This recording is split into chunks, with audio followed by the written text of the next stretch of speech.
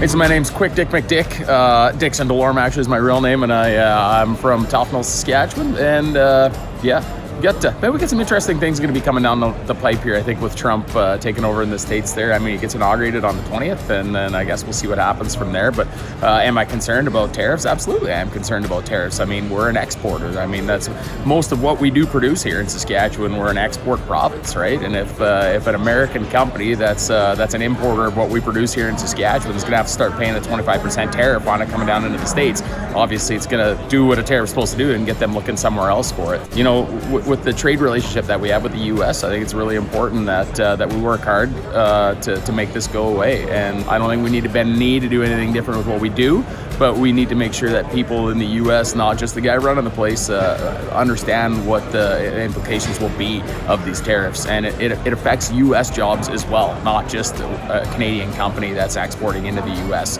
If a U.S. company needs to find something cheaper or that's going to be a 25% increase on their price, I mean, that's going to be an issue for a U.S. company as well. So hopefully we can make amends and make this go away and just keep being the good trading partners that we are. We import a lot from the U.S., we export a lot to the U.S., and let's push towards free trade more than we push towards tariffs. Yeah. What do you want Canadian politicians to do? And when it comes to a negotiation strategy? I want Canadian politicians at the table, and I think we're seeing a real lack of representation from our federal government right now. We shouldn't be sitting here in a big disarray, waiting on an election and waiting on one political party to solve the internal turmoil that they have going on with it when we're facing these huge tariffs from the U.S. And we see provincial leaders are starting to take over what you would see federal politicians should be doing right now.